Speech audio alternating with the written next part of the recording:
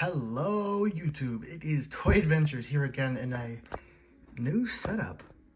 Yes guys, I am currently in Denver, Colorado, and I just hit up a Target and found some new stuff.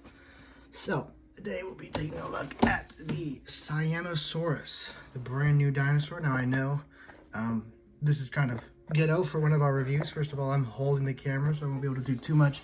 But we're just doing the first part of the review where I show you guys the box. And then we'll switch back to the usual, setup in California for the rest of the review. I just wanted to make sure I got the box and everything before I use this guy in a movie, which will be happening tomorrow. So you'll actually see this guy.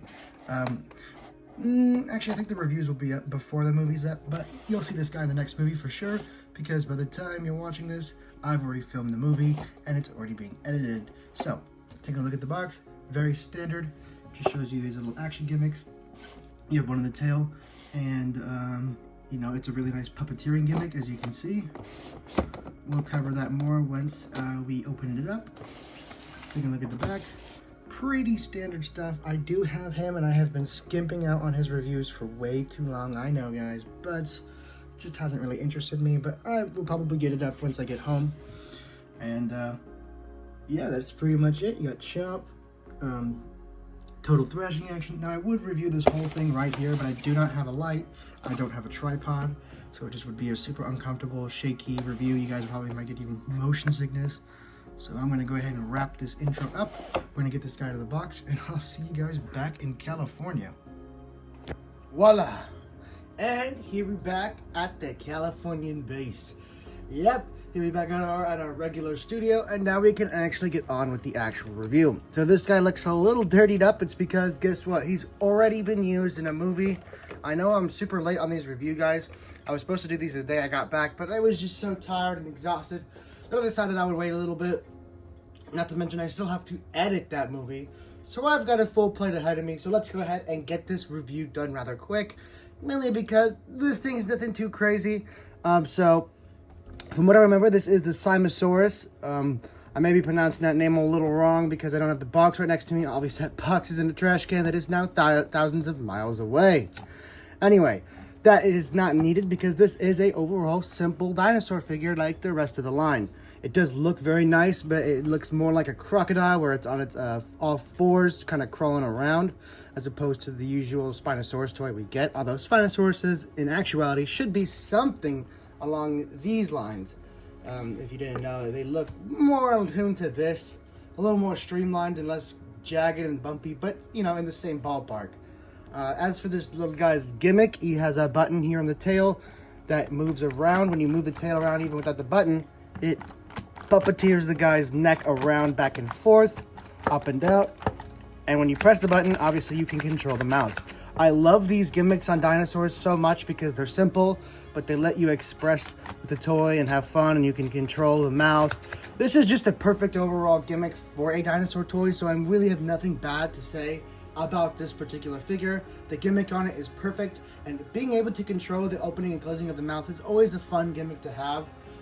As I usually say, I would prefer if the mouth was always closed and then the gimmick let you open and snap the mouth shut, as opposed to just it being stuck open. I guess it looks cooler on a shelf, but for those of us who want like a more neutral look, it's going to be a little more tough. What I usually do is I'll push this down and I'll stick like a tiny little twig in there, and that will hold the mouth shut. So for those of you that want to know how I keep the mouth shut or open, likewise, I jam a twig or something into the gimmick.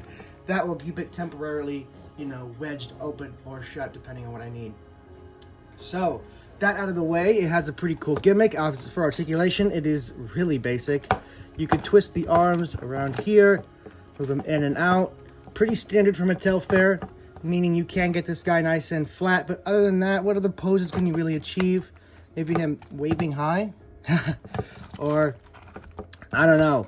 This guy kind of has one set pose that you're supposed to, pose him in.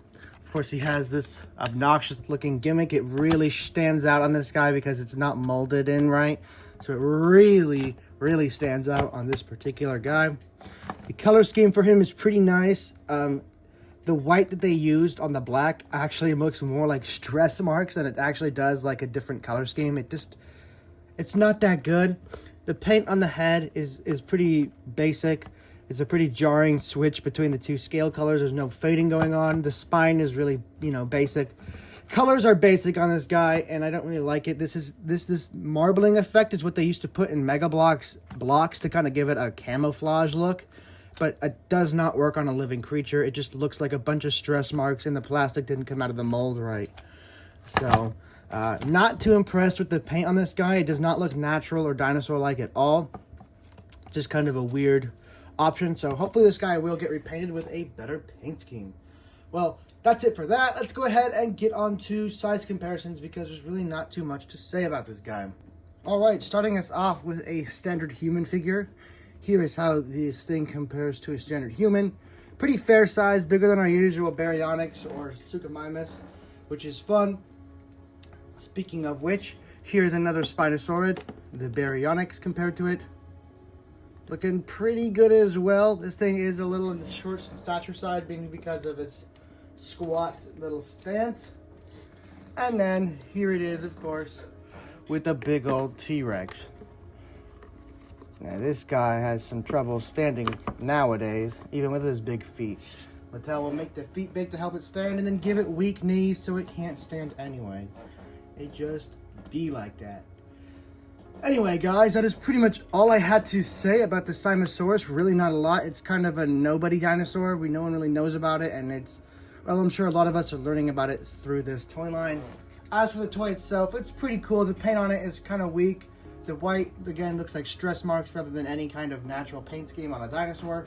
So, I'm impressed, not too impressed. It looks good, but it could use a better paint job.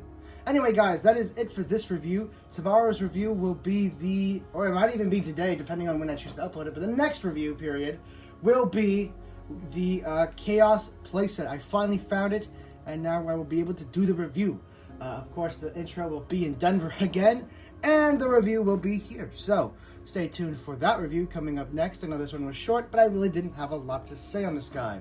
Anyway, guys, that'll be it for this review. Thank you guys so much for watching, and this has been Toy Adventures, signing out. Peace!